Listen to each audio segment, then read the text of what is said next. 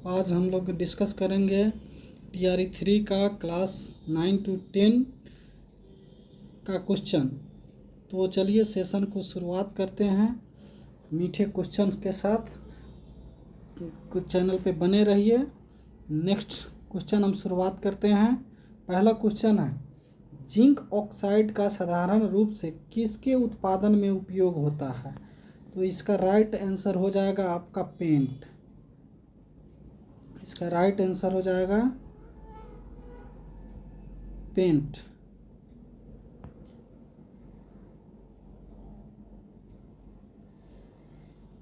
चलिए next question, length के नियम की व्युत्पत्ति के लिए निम्न में किसके संरक्षण नियम का उपयोग होता है? देखिए इसका राइट आंसर हो जाएगा, लेंज का नियम काम करता है आवेश के लिए। लेंज का नियम काम करता है आवेश के लिए। लेंज के नियम का हो जाएगा आवेश के लिए। संवेग संरक्षण का हो जाएगा न्यूटन थर्ड लॉ। तो इसका राइट आंसर हो जाएगा ऑप्शन नंबर सी, आवेश। नेक्स्ट, मानव शरीर के यकृत एवं मांसपेशियों में संधारित ग्लाइकोजेन का रूप होता है। इसका राइट आंसर हो जाएगा पॉलीसेकेराइड। ऑप्शन नंबर बी, इसका आंसर हो जाएगा पॉलीसेकेराइड। चलिए नेक्स्ट क्वेश्चन, रक्त में त्रुटिपूर्ण हीमोग्लोबिन निम्न में से किसमें दिखता है? तो ये ऑप्शन है रक्तगुलम, दात्र कोशिका रक्तता। दात्र कोशिका रक्तता का इंग्लिश होता है सिकल सेल एनीमिया। ये बहुत चर्चा में था, इसलिए इसको ध्यान रखिएगा। इसका राइट आंसर हो जाएगा sickle cell anaemia, option number B. ठीक है, निम्न में किस प्रकार की दवाई उत्पादन में इथाइल अल्कोहल का उपयोग होता है? इथाइल अल्कोहल का उपयोग होता है एंटीसेप्टिक के उत्पादन में। इसका राइट ऑप्शन हो जाएगा option number A. Option number इसका हो जाएगा ए, एंटीसेप्टिक। क्वेश्चन नंबर देखिए 44, 15 डिग्री ताप और 380 mm दाब पर ध्वनि का वेग 340 मीटर प्रति सेकेंड है। यदि ताप को अपरिवर्तित रखते हुए दाब को दोगुना कर दिया जाए तब ध्वनि का वेग क्या होगा? कुछ फर्क नहीं पड़ेगा, उतना ही रहेगा, क्योंकि दाब का फर्क ध्वनि के वेग पर नहीं पड़ता है। इसलिए इसका राइट आंसर हो जाएगा ऑप्शन नंबर डी, 340 सेंटीमीटर। इसका ऑप्शन नंबर हो जाएगा 340 सेंटीमीटर, राइट आंसर हो जाएगा।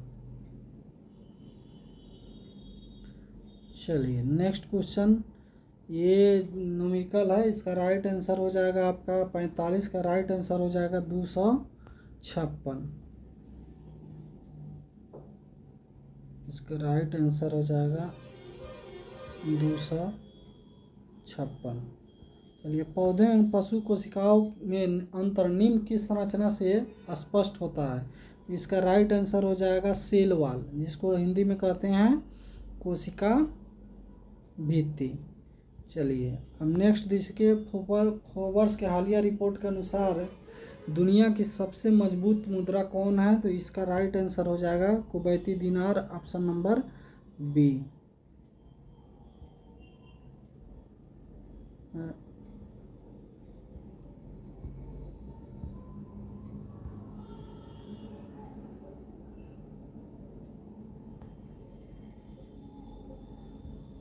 चलिए, पीएम नरेंद्र मोदी 8 अमृत परियोजनाओं की शुरुआत महाराष्ट्र के किस शहर से की? तो ये तो करेंट का क्वेश्चन है। इसका आंसर हो जाएगा सोलापुर। चलिए नेक्स्ट देखिए, आईआईटी मद्रास ने मोबिलिटी सिमुलेशन लैंप लॉन्च करने के लिए किसके साथ करार किया? ये भी करेंट का क्वेश्चन है। इसका आंसर हो जाएगा अल्टेयर। इसका राइट आंसर हो जाएगा अल्टेयर।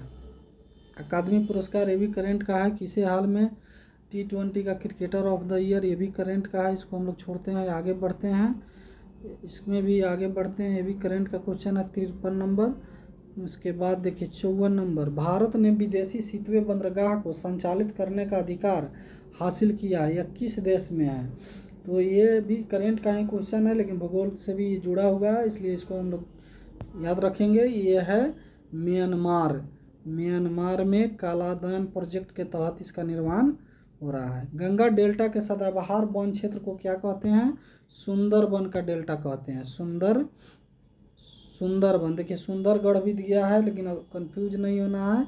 सुंदरबन संसार का सबसे बड़ा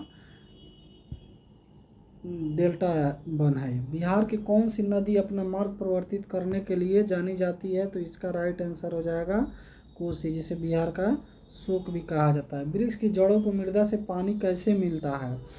मृदा से पानी उसको मिलता है। मृदा से पानी कैसे मिलता है? तो इसका राइट आंसर हो जाएगा केशिकीय जल, कैपिलरी सिस्टम के तहत इसको जल मिलता है। जल को जो संवहन करने वाला कोशिका होता है वो जाइलम होता है, और भोजन का जो संवहन करता है वो फ्लोएम होता है। ये भी याद रखने वाली चीज़ है। विषुवत रेखीय व्यास और ध्रुवीय व्यास के बीच में कितना अंतर है? इसका राइट आंसर हो जाएगा आपका 43 किलोमीटर। ऑप्शन नंबर सी हो जाएगा इसका राइट आंसर 43 किलोमीटर। चलिए, निम्न किस रेखांश पर भारतीय मानक समय माना जाता है? तो ये है अपनाया जाता है, इसका हो जाएगा 82 डिग्री ईस्ट। ये नैनी, इलाहाबाद के नैनी से होकर के गुजरता है। चलिए, राइट आंसर हो गया इसका ऑप्शन नंबर ए। भारत में हरित क्रांति का श्रेय किसे जाता है? भारत में हरित क्रांति के जनक है डॉक्टर MS स्वामीनाथन, जिनका कुछ दिन पिछले साल निधन हो गया। भारत की सबसे ऊंची पर्वत श्रेणी का कौन सा है? भारत की सबसे ऊंची पर्वत श्रेणी हो जाएगा K2 हो जाएगा भारत की सबसे ऊंची पर्वत श्रेणी। लेकिन अगर एवरेस्ट यानी हिमालय के श्रेणी का कहा जाएगा सबसे ऊंचा शिखर कौन है? तो ये हो जाएगा कंचनजंगा, भारत में। चलिए, नेक्स्ट क्वेश्चन है, भारतीय उपमहाद्वीप पूर्व में मूलतः एक भाग था किसका? गोंडवाना लैंड का, टेथिस का, पैजिया का। तो इसका हो जाएगा गोंडवाना लैंड इसका राइट आंसर हो जाएगा। भारत का दक्षिणी हिस्सा इसका मुख्य भाग है। चलिए, बिहार में 1857 की क्रांति का नेतृत्व किसने किया? इसका राइट आंसर हो जाएगा कुंवर सिंह। राष्ट्रवाद की आध्यात्मिक दिशा किसके द्वारा लोकप्रिय बनाया गया? इसका राइट आंसर हो जाएगा स्वामी विवेकानंद राइट आंसर हो जाएगा। 1893 में शिकागो सम्मेलन में इन्होंने भाग लिया था। बहुत चर्चित प्रश्न है ये। भारत के स्वतंत्रता आंदोलन के दौरान गहन राष्ट्रवादी विचारों को किस समाचार पत्र के द्वारा प्रकाशित किया जाता था? तो ये था अमृत बाजार पत्रिका। इसका राइट आंसर हो जाएगा ऑप्शन नंबर बी, अमृत बाजार पत्रिका। चलिए, नेक्स्ट क्वेश्चन, 1918 में अहमदाबाद के मिल मालिकों और मजदूरों के मध्य विवाद में किसने हस्तक्षेप किया? इसका राइट आंसर हो जाएगा महात्मा गांधी का ये पहला आंदोलन था जिसमें महात्मा गांधी क्या भूख हड़ताल पर बैठे थे। ये गुजरात के मिल मालिकों के विरुद्ध कर्मचारियों श्रमिकों का बोनस बढ़ाने के लिए महात्मा गांधी द्वारा किया गया आंदोलन था। चंपारण सत्याग्रह के बाद भारत में गांधी जी का यह पहला आंदोलन था, वो भी अंग्रेज के विरुद्ध नहीं था, मिल मालिक, सूती वस्त्र के कॉटन मिल मालिक के विरुद्ध था। चलिए, नेक्स्ट क्वेश्चन देखिए, बिहार के किस वामपंथी नेता ने बिहार प्रांतीय किसान सभा को लोकप्रिय बनाया? तो इसका नाम था करजानंद शर्मा। ये सोशलिस्ट नेता थे, इसलिए राइट आंसर 67 का हो जाएगा करजानंद शैली। मुड्डी मैन कमेटी को किसकी कार्य प्रणाली पर रिपोर्ट के लिए नियुक्त किया था? तो इसका राइट आंसर हो जाएगा दैध शासन। 68 का हो जाएगा राइट आंसर हो जाएगा डायॉर्की, जो 1919 भारत शासन अधिनियम 1919 के तहत राज्यों में लगा था, उसी का समीक्षा करने के लिए मुड्डी मैन कमेटी का गठन किया गया था। तो इसका राइट आंसर हो जाएगा 68 का ए। भारत में वो महान एकता करता था जिसने दूसरों को सहिष्णु नहीं बनाया, अपितु अपने उनको उनको अपने मित्रों और साथियों में आपसी जिम्मेदारी के साथ भी स्वीकार कराया था। यह किसने कहा था? ये स्टेटमेंट वाला क्वेश्चन है, इसको ज़्यादा नहीं सोचना है इस पर। चलिए हालांकि इसका आंसर बीपीएससी दिया है नॉन ऑफ दीज। आंसर भी नहीं बताया कि आखिर ये महान आदमी है कौन कहने वाला। चलिए नेक्स्ट क्वेश्चन देखते हैं। हिस्ट्री का है, पार्ट 3 हिस्ट्री का है। ये भी बहुत इंटरेस्टेड प्रश्न है। चलिए तो इसकी शुरुआत करते हैं। हड़प्पा सभ्यता को किस ऐतिहासिक चरण में रखा जाता है? हड़प्पा सभ्यता प्रोटो हिस्ट्री में रखा जाता है, आधि ऐतिहासिक युग में। इसी को कांस्य युगीन भी कहते हैं, इसलिए राइट आंसर इसका हो जाएगा आधि ऐतिहासिक। जो इतिहास का वर्गीकरण है वो दो तरह का है। एक इतिहास से पहले है जो प्राक इतिहास, इसके बारे में कुछ लिखित जानकारी हम लोग को ज्ञात नहीं है। दूसरा का है आधि इतिहास, उसमें लिखित जानकारी तो है उसके बारे में लेकिन वो पढ़ा नहीं गया है, इसी को हम लोग बोलते हैं आधि इतिहास। तो सिंधु सभ्यता के साथ भी यही कहानी है, उसके लिपि को आज तक पढ़ा नहीं गया है, इसलिए इसको आधि ऐतिहासिक कहा जाता है। चलिए नेक्स्ट क्वेश्चन देखते हैं। सिंधु घाटी सभ्यता सुतकोटता किस नदी के किनारे पर स्थित है? तो इसका राइट आंसर हो जाएगा दासमक। इसका आंसर हो जाएगा दासमक। चलिए नेक्स्ट क्वेश्चन देखिए। सिंधु घाटी स्थल हुलास भारत के किस राज्य में स्थित है? इसका राइट आंसर हो जाएगा उत्तर प्रदेश, जो कि इसमें दिया नहीं है। उत्तर प्रदेश के सहारनपुर में है, इसलिए इसका आंसर हो जाएगा 3 नंबर का आंसर हो जाएगा नॉन ऑफ दिस। चलिए यूनानी साहित्य में चंद्रगुप्त मौर्य को किस नाम से वर्णन किया गया है? तो यूनानी साहित्य में इसको वर्णन किया गया है सेंड्रोकोटस। सेंड्रोकोटस का उपाधि इसको किसने दिया था? जस्टिन ने। वो क्यों दिया था? क्योंकि ये यूनानियों से भारत को मुक्ति दिलाया, इसलिए इसको सेंड्रोकोटस के नाम से संबोधित किया जाता है। इसका राइट आंसर हो जाएगा सेंड्रोकोटस। चलिए नेक्स्ट क्वेश्चन देखते हैं। किस यूनानी लेखक ने कहा है कि हरियाणा प्रदेश चंद्रगुप्त मौर्य को विवाह में दिया गया था? इसका राइट आंसर हो जाएगा स्ट्रेबो। स्टेटमेंट वाला क्वेश्चन नहीं छड़ना चाहिए, इसे आप नेगेटिव है नहीं तो इसमें देख करके अंदाज़ा लगा देना चाहिए, इसको रटने के पीछे नहीं भागना चाहिए। अशोक को बुद्ध धर्म में दीक्षित करने का श्रेय किसे जाता है? यानी इसका गुरु कौन था? तो बौद्ध धर्म में अशोक को दीक्षित कराने वाला बौद्ध गुरु थे उपगुप्त। तो 6 नंबर का ऑप्शन आंसर हो जाएगा उपगुप्त।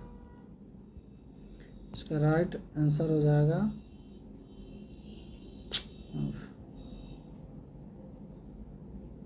उपगुप्त। चलिए अशोक ने अपने शासन के किस वर्ष में बोध गया की यात्रा की? बहुत इंटरेस्टेड क्वेश्चन है। इसका राइट आंसर हो जाएगा 7 का सी, 10वें वर्ष में।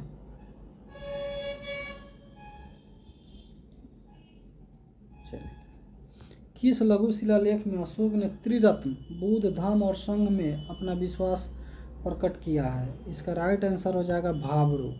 भाबरू कहाँ है? राजस्थान में, बैराट राजस्थान।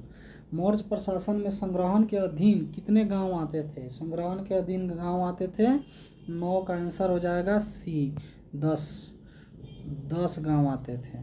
चलिए कौटिल्यकृत अर्थशास्त्र में कितने प्रकार के गुप्तचरों का वर्णन है? तो इसका राइट आंसर हो जाएगा 2, यानी ऑप्शन नंबर ए। नेक्स्ट देखिए हिस्ट्री का प्रश्न। मौर्य काल में मुद्राओं के परीक्षण की जिम्मेदारी किसकी थी? इसका आंसर हो जाएगा सी, रूप दर्शक। राइट आंसर हो जाएगा इसका रूप दर्शक। चलिए मौर्य शासन में हिंदी के किस महीने में विशेष वित्तीय वर्ष प्रारंभ होता था? इसका आंसर हो जाएगा आषाढ़ में वित्तीय वर्ष प्रारंभ होता था। कंफ्यूज नहीं करना है कि चैत्र। मौर्य काल में किसने नागार्जुनी पहाड़ी पर कुछ गुहा विहार का निर्माण कराया? इसका राइट आंसर हो जाएगा दशरथ। 13 का हो जाएगा बी। राजा दशरथ ने इसका निर्माण कराया था। चलिए, हर्ष और पुलकेशिन द्वितीय के मध्य संघर्ष का वर्णन करने वाला एहोल अभिलेख के लेखक कौन थे? तो इसका राइट आंसर हो जाएगा 14 का ए, रवि कृति। इसका आंसर हो जाएगा रवि कृति। नेक्स्ट, हर्षवर्धन का सेनापति कौन था जिसने उसे सिंहासन रोहन हेतु उसे उत्साहित किया? 15 का राइट आंसर हो जाएगा बी, सिंहनाद। ये एक्चुअली एक क्वेश्चन पूछना चाह रहा था कि हर्षवर्धन का सेनापति कौन था? सिंहनाद। तो ऐसे लिंक कर दिया है, इसलिए इतना भी जानकारी रहे कि हर्षवर्धन का सेनापति कौन था, तो उससे भी ये क्वेश्चन पकड़ में आ जाएगा। चलिए नेक्स्ट क्वेश्चन देखते हैं। तो 15 के बाद क्या है? 16 नंबर क्वेश्चन में क्या है? 16 नंबर क्वेश्चन है, चीनी लेखक के अनुसार किस वर्ष हर्ष ने मगध राज की उपाधि धारण की? 16 का हो जाएगा बी, 641 ईस्वी में इन्होंने उपाधि धारण किया। चलिए नेक्स्ट, हेन संघ के अनुसार हर्ष ने बिहार के किस स्थान पर एक पीतल का विहार बनवाया? इसका राइट आंसर हो जाएगा 17 का सी, नालंदा।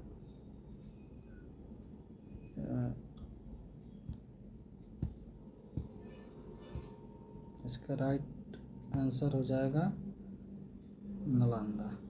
चलिए नेक्स्ट क्वेश्चन, कितने महीनों तक हेनसोंग नालंदा में ठहरा और अध्ययन किया? तो ये 2 वर्ष तक ठहरा था, 2 वर्ष इसमें ऑप्शन में नहीं है, तो इसका 18 का आंसर हो जाएगा ई, नॉन ऑफ दीज। चलिए, गुप्त काल में नालंदा विश्वविद्यालय का संस्थापक कौन था? 19 का आंसर हो जाएगा नॉन ऑफ दीज। इसका राइट आंसर है कुमारगुप्त। कुमारगुप्त ऑप्शन में है नहीं, तो इसलिए नॉन ऑफ दीज हो जाएगा। सर्वप्रथम किस चोल शासक ने सिंगल नरेश महेंद्र पंचम को उसकी धरती पर पराजित किया? बहुत प्रसिद्ध क्वेश्चन है, बहुत प्रसिद्ध राजा भी है रहा। इसका आंसर है जो 20 का राइट आंसर हो जाएगा राजराज प्रथम। ये श्रीलंका के शासक महेंद्र पंचम को उसके धरती पर पराजित किए थे। चलिए नेक्स्ट क्वेश्चन, किस चोल शासक ने गंगई चोलपुरम नामक एक नई राजधानी की स्थापना की? इसका राइट आंसर हो जाएगा 21 का सी, राजेंद्र प्रथम।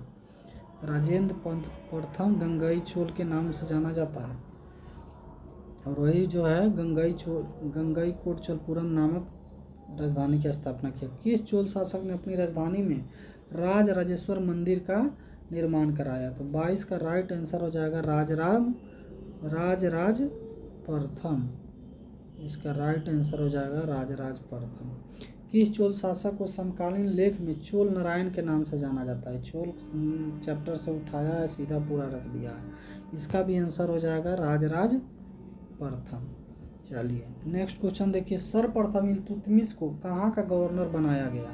तो इल्तुतमिश को सबसे पहले बदायूं का गवर्नर बनाया गया था। राइट आंसर हो जाएगा बी। किस स्थान पर इल्तुतमिश ने गजनी के ताजुद्दीन एल्दौज को बुरी तरह पराजित किया और बंदी बना लिया? तो ये जगह क्या था?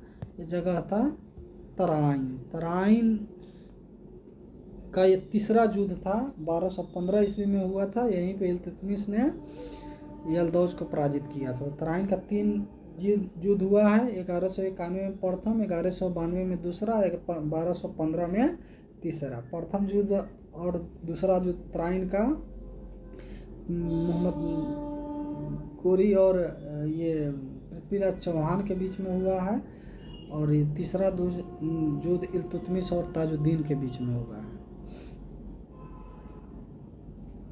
चलिए नेक्स्ट क्वेश्चन देखते हैं।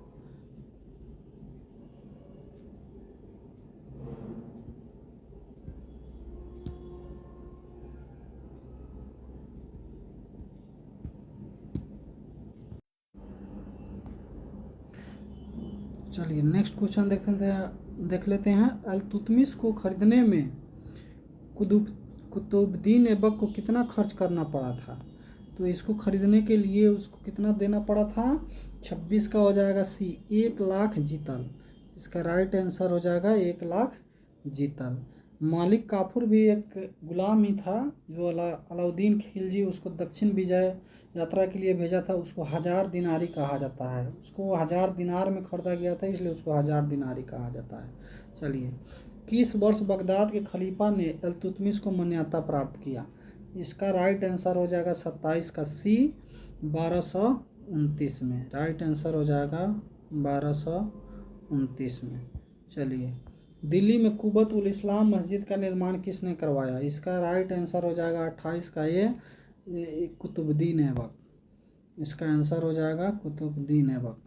चलिए, दिल्ली सल्तनत के इतिहास में किस अवधि को चालीसा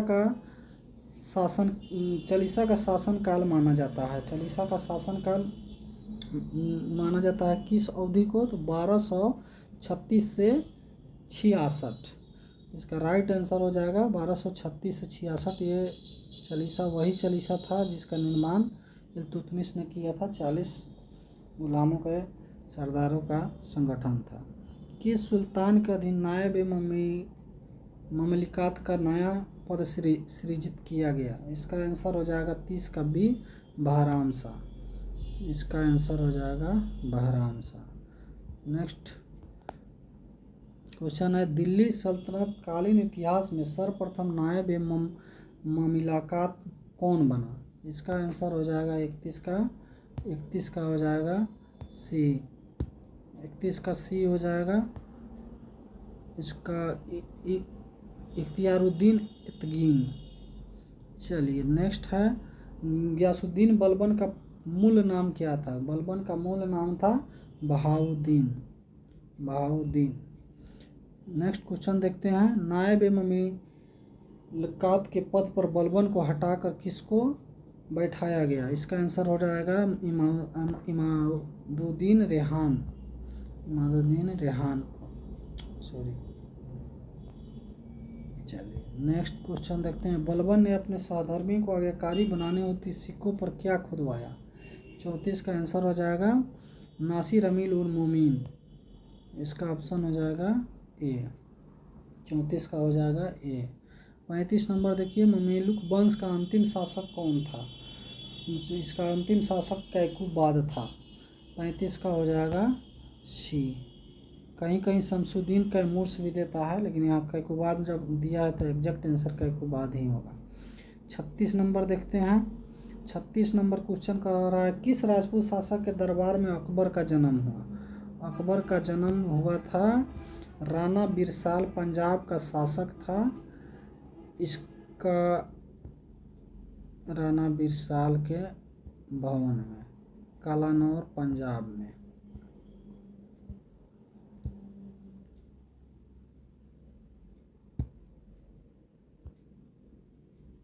आंसर हो जाएगा बी, 36 नंबर। उसके बाद आइए 37 नंबर क्वेश्चन, किस स्थान पर अकबर का राजा रोहन हुआ? देखिए, नेक्स्ट आ गया कालानौर। ये क्वेश्चन देख रहे थे अभी, कालानौर पंजाब में।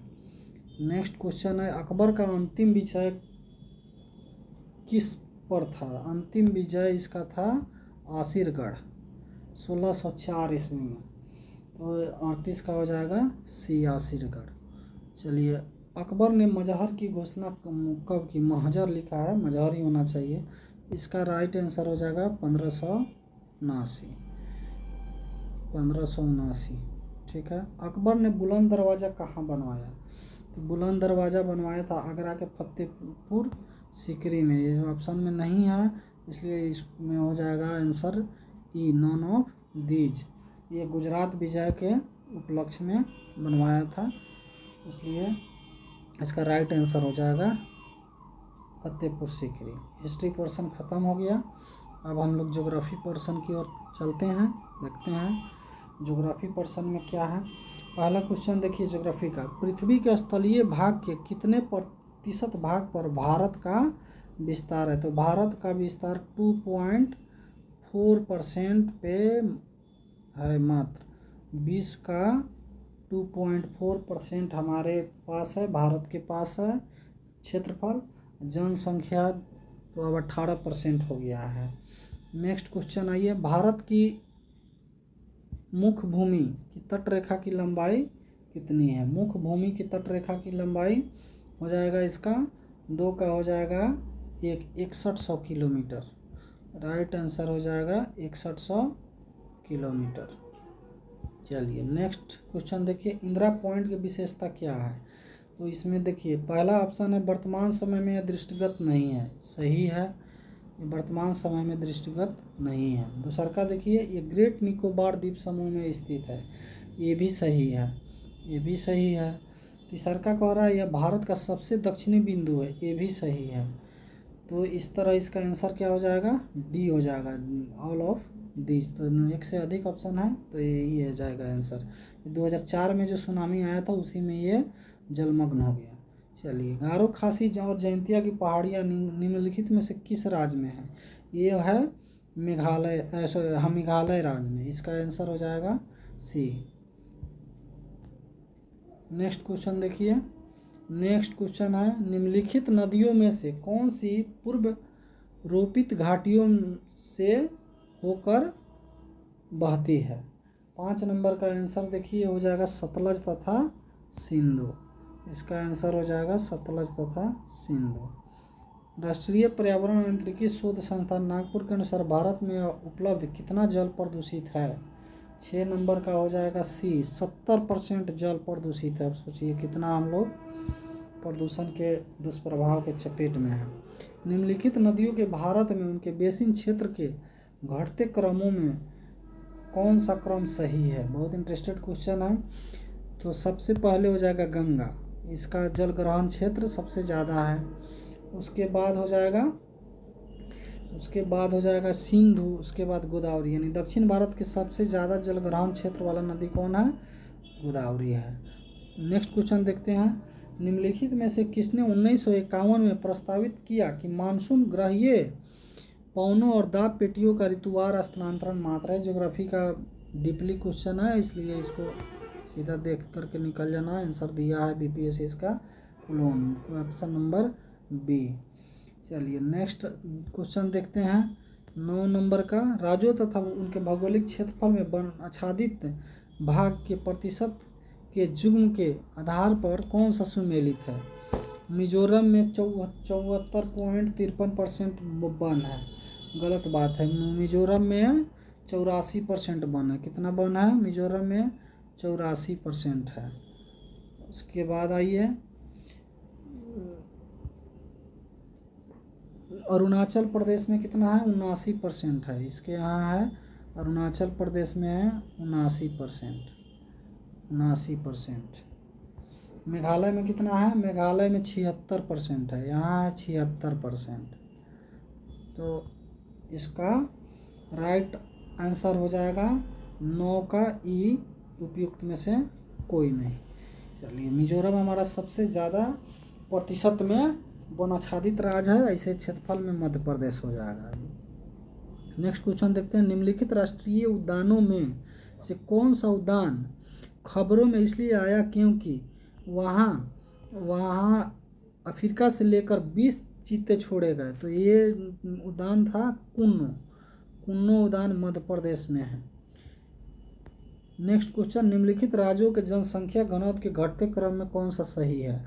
यानी सबसे ज़्यादा जनसंख्या घनत्व किसका है, बिहार का है, अपने बिहार का है। इस सब काम में सबसे आगे हम लोग रहते हैं। तो ऑप्शन नंबर 2 और 3 ही रहेगा आंसर, बाकी तो ऐसे छट जाएगा। लेकिन एक में है कुछ, ऑप्शन नंबर बी में है बिहार, उसके बाद बंगाल, और सी में है बिहार और केरल। तो राइट ऑप्शन हो जाएगा इसका 2, 11 का हो जाएगा बी, बिहार, बंगाल, केरला। पश्चिम बंगाल 2 नंबर पे है, राइट ऑप्शन हो जाएगा बी। नेक्स्ट, भारत में 2011 की जनगणना के अनुसार लिंगानुपात कितना है। भारत की लिंगानुपात कितना है, 943 है। तो राइट आंसर हो जाएगा इसका 943, option number C. Next 13 number question देखिए, 13 नंबर क्वेश्चन है, निम्नलिखित पर्वत चोटियों में से किस चोटी को प्रादेशिक भाषा में सागर माथा कहा जाता है। इसका राइट आंसर हो जाएगा एवरेस्ट। एवरेस्ट को नेपाल में सागर माथा कहा जाता है। भूटान में स्थल का कितना भाग हिमनदों से आच्छादित है।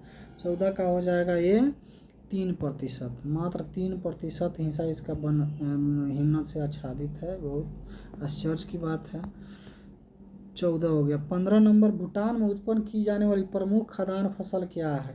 ऑप्शन नंबर इसका ऑप्शन है बी, चावल। भूटान में उत्पन्न की जाने वाली प्रमुख फसल है चावल। थोड़ा ट्रेंड से हटकर क्वेश्चन है, भूटान का खदान पूछा है। श्रीलंका अति संपन्न है। श्रीलंका किस चीज़ में अति संपन्न है भाई? पड़ोसी अपना किस क्षेत्र में है?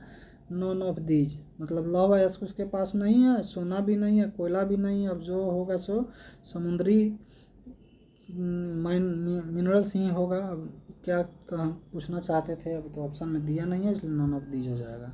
17 नंबर देखिए क्वेश्चन। 17 नंबर क्वेश्चन, म्यांमार की राजधानी क्या है? नई पैती। ऑप्शन नंबर सी आंसर हो जाएगा नई पैती। नेक्स्ट क्वेश्चन देखते हैं। बांग्लादेश में प्रति 1000 व्यक्तियों पर 2022 में जन्म दर क्या थी? बांग्लादेश का जन्म दर याद करने के लिए देखिए अब हम लोग को क्या क्या याद करना पड़ेगा। 18 का ऑप्शन हो जाएगा ए, 17%। कोई ज़्यादा नहीं है, हम लोग बिहार से कम ही हैं। चलिए, तो इसका आंसर हो जाएगा 17%। ग्लोब पर अक्षांश रेखाओं तथा देशांतर रेखाओं की संख्या क्या है? अक्षांश होता है कितना? 181। दिया नहीं है, तो इसका आंसर हो जाएगा उपयुक्त में से कोई नहीं, आंसर हो जाएगा इज। नेक्स्ट क्वेश्चन देखते हैं। तुलनात्मक मापक की विशेषताएं क्या है? भूगोल का डीपली प्रश्न है, सीधा आंसर पे आते हैं। 20 का हो जाएगा डी, उपयुक्त में से 1 से अधिक। राइट आंसर हो जाएगा डी। 21 नंबर क्वेश्चन देखिए, ज्योग्राफी का। निम्नलिखित में से बिहार के किस जिले में बॉक्साइट मिलता है? बिहार के किस जिला में बॉक्साइट मिलता है? आंसर हो जाएगा जमुई। बॉक्साइट, सोना सब जमुई में। काली कपास वाली मिट्टियों का निर्माण हुआ है किससे? काली कपास मिट्टी का निर्माण हुआ है दक्कन लावा के अपक्षय से। दक्कन लावा के अपक्षय से।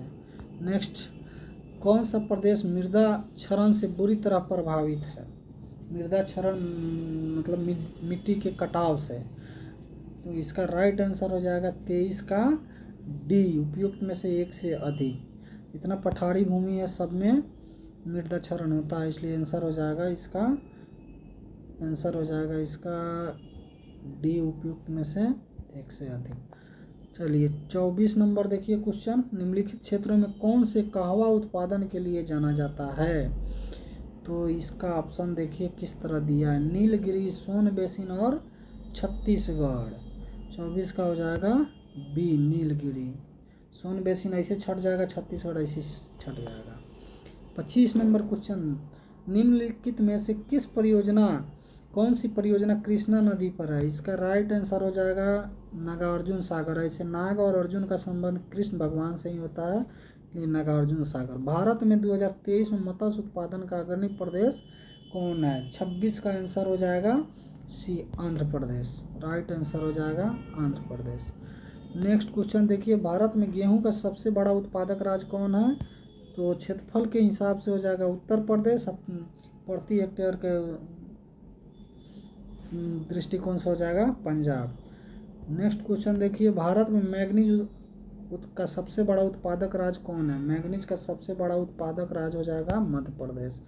मध्य प्रदेश में सबसे ज़्यादा मैग्नीज का उत्पादन होता है। नेक्स्ट क्वेश्चन देखिए। नेक्स्ट क्वेश्चन है, निम्नलिखित ऊर्जा समूहों में कौन सा समूह गैर परंपरागत स्रोत है, जिससे मतलब प्रदूषण नहीं फैलता है? तो इसका हो जाएगा सौर ऊर्जा, पवन ऊर्जा, भूतापीय ऊर्जा। राइट ऑप्शन हो जाएगा सी। नेक्स्ट क्वेश्चन देखिए, पेट्रोलियम क्षेत्र और उनकी स्थिति वाले राज्यों के युग्मों को बीच सुमेलित कीजिए। पहला ऑप्शन है हुगली जान तेल क्षेत्र। हुगली जान तेल क्षेत्र कहाँ है? असम है। ये ऑप्शन सही है। दूसरा का है कालोल तेल क्षेत्र, ये भी सही है, गुजरात के गांधीनगर में स्थित है। तीसरा है लुनेज, ये भी गुजरात में ही है, खंबात की खाड़ी में, ये भी सही है। तो इसका ऑल द एबव सही है, इसलिए आंसर हो जाएगा इसका डी, उपयुक्त में से 1 से अधिक। 30 नंबर हो गया। 31 नंबर क्वेश्चन, स्थानों और वहाँ स्थित उद्योगों के बीच निम्नलिखित युग्मों में कौन सा युग्म सही है? इसमें देखिए, एक से भोपाल हेवी इलेक्ट्रिकल्स भोपाल में है, भेल का है, ये भी सही है। दूसरा का है बोगाईगांव पेट्रोकेमिकल्स, खाद बनता है, वहाँ रिफाइनरी है, ये भी सही है। तीसरा का है विशाखापट्टनम स्टील प्लांट, ए भी सही है। इसका आंसर हो जाएगा D, all of this. Next question देखते हैं, अटल सुरंग कितनी लंबी है? 32 नंबर क्वेश्चन, आंसर हो जाएगा 9 किलोमीटर। अटल सुरंग से बहुत बार क्वेश्चन बीपीएससी पूछा है। इसके पहले बीपीएससी पूछा था कंबाइंड सिविल एग्ज़ाम में, उसमें पूछा था अटल सुरंग किस पर्वत श्रेणी में है, तो ये इसका पूर्वी पीरपंजाल में है, ये भी याद रखिएगा। 32 का आंसर हो जाएगा 9 किलोमीटर। 33 नंबर क्वेश्चन देखिए, 33 नंबर में है, निम्नलिखित में से सतत विकास की विशेषता कौन सी है? सतत विकास के ऑप्शन कौन है? आर्थिक विकास तथा पर्यावरण गुणवत्ता के बीच संतुलन। सीधा सीधी अर्थ है कि आर्थिक विकास ऐसा होना चाहिए जिससे पर्यावरण का संरक्षण हो, नुकसान नहीं हो। 34 नंबर क्वेश्चन देखिए, 34 नंबर क्वेश्चन है कि भारत का सर्वाधिक अंतर्राष्ट्रीय व्यापार किस देश के साथ होता है? इसका राइट आंसर हो जाएगा चीन। चीन हमारे के साथ संबंध नहीं भी अच्छा है, तभी व्यापार सबसे ज़्यादा है चीन। हालांकि चीन और अमेरिका दोनों टॉप 2 में शामिल है। अभी चीन कुछ समय के लिए, अमेरिका भी एक नंबर हमारा ट्रेड पार्टनर बन गया था। तो हमारा सबसे बड़ा अंतर्राष्ट्रीय व्यापार होता है चीन के साथ, और सबसे ज़्यादा हथियार है सामरिक भागीदार हमारा रूस है। 35 नंबर क्वेश्चन कहाँ गया? 35 नंबर क्वेश्चन देखिए, कोयला क्षेत्र और उनकी स्थिति वाले राज्य के निम्नलिखित में से कौन सा जुग्म सही है? पहला जुग्म देखिए, पहला जुग्म